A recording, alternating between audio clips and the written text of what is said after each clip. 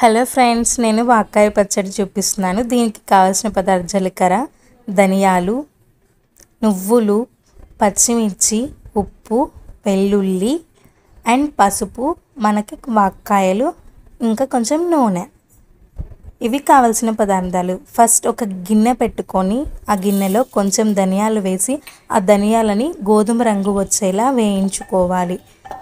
So తర్వాత మనం ముందుగా తీసుకున్న కొంచెం జీలకర్ర కూడా దీంట్లో వేసి ఆ జీలకర్రని కూడా గోధుమ రంగు వచ్చేలా వేయించుకోవాలి.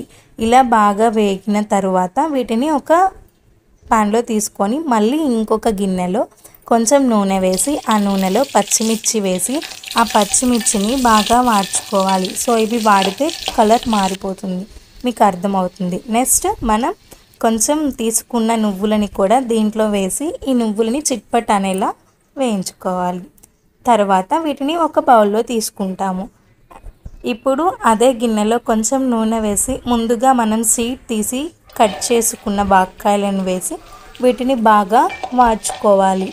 అసలు యాక్చువల్లీ ఈ వాక్కాయలు తినడం వల్ల మనకి లివర్లో ఉన్న ఫ్యాట్ కూడా చాలా తగ్గిపోతుంది. వెయిట్ అనేది కూడా తగ్గుతారు, లివర్ డీటాక్సిఫికేషన్ అవుతుంది.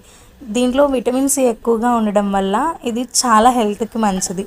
సో దీంట్లో తర్వాత కొంచెం ఉప్పు, పసుపు వేసి అవి బాగా వాడ్చేలా చేసుకుంటాము. సో ఇది చాలా హెల్త్కి మంచిది కాబట్టి ప్రతి ఒక్కరూ ఈ వానాకాలం సీజన్లో తీసుకొని చేసుకోండి.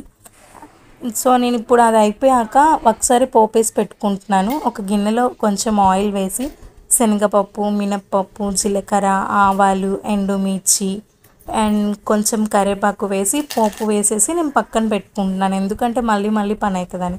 సో ముందుగా వేసినవి ఒక రోట్లో ధనియాలు, జీలకర్ర వేసి అవి బాగా మెత్తగా అయ్యేలా మనం పొడి చేసుకొని పెట్టుకుంటాం అన్నమాట. సో ఇలా పొడి అయ్యాక పచ్చిమిర్చి, నువ్వులు కూడా వేసి వాటిని కూడా బాగా దంచి పెట్టుకోవాలి. మెత్తగా అవుతాయి కదా అప్పుడు. తర్వాత మనం ఇది మెత్తగా నూరుకున్నాక వెల్లుల్లి ఉంది కదా, ఆ వెల్లుల్లి కూడా కొంచెం వేయాలి. పచ్చట్లో వెల్లుల్లి లేకపోతే అసలు టేస్టే ఉండదు కదా.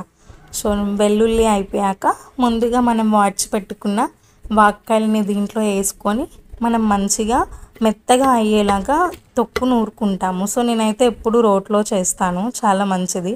అండ్ కొంచెం పసుపు, ఉప్పు వేసాము, బట్ ఉప్పు సరిపోలేదు, అందుకని ఇంకొంచెం యాడ్ చేశాను. ఇప్పుడు మొత్తం మెదిగిపోయింది. సో ఒక గిన్నెలోకి తీసుకొని ముందుగా వేసిన పోపు వేసాను, అంతే.